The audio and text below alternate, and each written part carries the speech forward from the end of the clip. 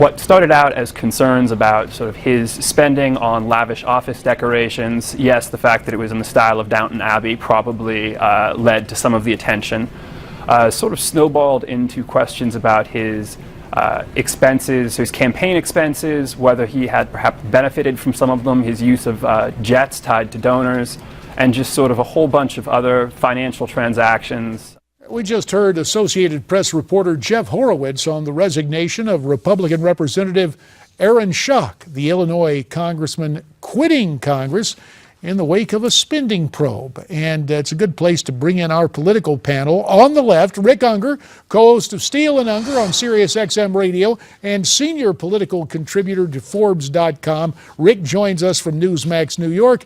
And remaining with us, Republican strategist Ford O'Connell on the right.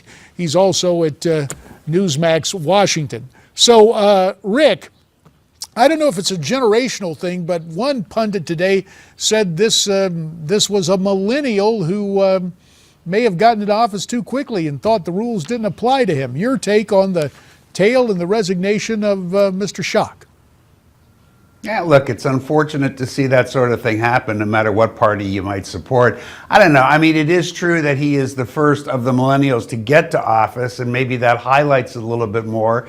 But look, he knew what he was doing. He was doubling his gas mileage to get larger recompensation from the government. He was playing a lot of games. Most people don't realize the investigation into what he was doing will continue even though he's resigned. So we may find out more. It's a sad story. You know, it's not a Democrat-Republican story. It's a sad story. What about it, Ford? Your take? Well, whoever the pundit was who said he got into office too quickly doesn't know what he's talking about. Aaron Schock has actually held elected office since he was 19 years old. He may only be a young 33, but he was in his fourth term in Congress. What I don't get is how he could be so stupid, how he fell prey to the temptations of Washington after all of this time. And frankly, something makes me think, because all these little things, although bad, and he lost sight of his constituents, are really nipping around the edge. Something makes me think that there's something a lot more going on here than just what we saw about Downton Abbey office and a couple trips here and there. If that's the case, Charlie Rangel would have been out. But remember, it's only Republicans who fall and die on their swords. Democrats don't do anything because they only have double standards. Well, I don't know. Jesse Jackson Jr. had to take a hike a couple of years ago. No, Jesse Jackson Jr. was forced out.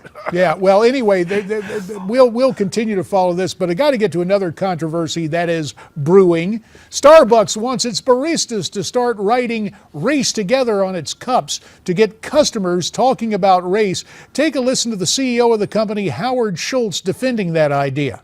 I think we're so much better as a people than we are showing up in so many cities across America. So what if we were to write "race together" on every Starbucks cup, and that facilitated a conversation between you and our customers? And what if our customers, as a result of that, had a renewed level of understanding and sensitivity about the issue, and they themselves would spread that to their own sphere of influence? And what if Starbucks just stuck to dishing out coffee? You each get 30 seconds to respond. Rick, first to you.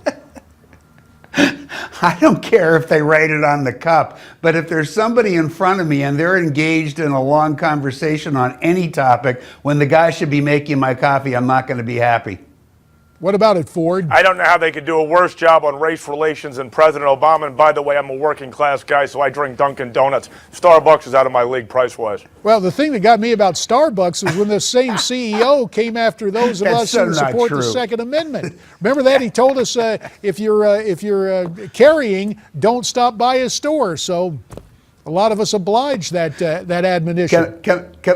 Go ahead. Can I congratulate Ford on getting President Obama somehow mixed into Starbucks and for telling us he can't afford Starbucks? Well, on that laudable note of class warfare and criticism of the commander-in-chief, you see the kind of unity we bring even amidst these controversial discussions. Gentlemen, we appreciate it, and we ask you to kind of rest up because we're bringing you back for more political pugilism.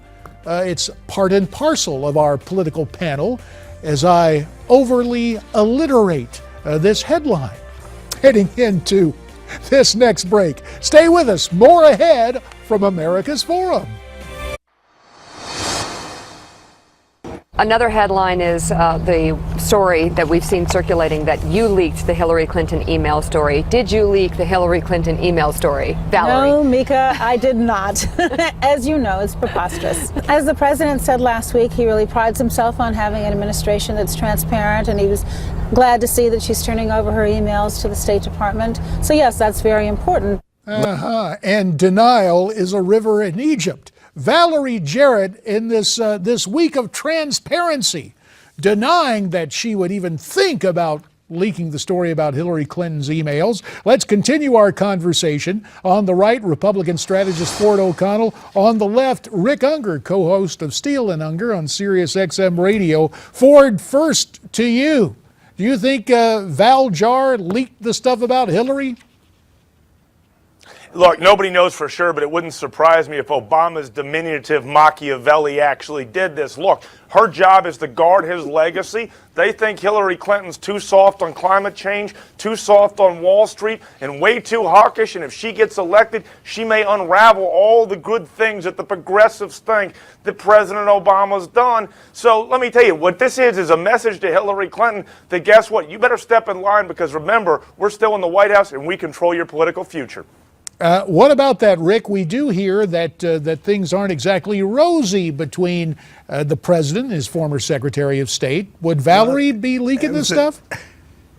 It's an interesting analysis. I guess, anything is possible, but then again, I'm not quite sure what the Obamaites think they have to gain. While they may be concerned that Hillary could undo their legacy, I think they also recognize that Hillary is the candidate of the Democrats with the best chance to win the general. If it's not her, do you think a Republican is going to protect the president's legacy? I don't think so. So there's a logic fail. Point two, yesterday you had everybody out there screaming that this ability of one office in the White House to now avoid the Freedom of Information Act, everybody was saying that this was all to protect Hillary. So you got to make up your mind. Either the White House is trying to trash her or protect her, but it probably can't be both.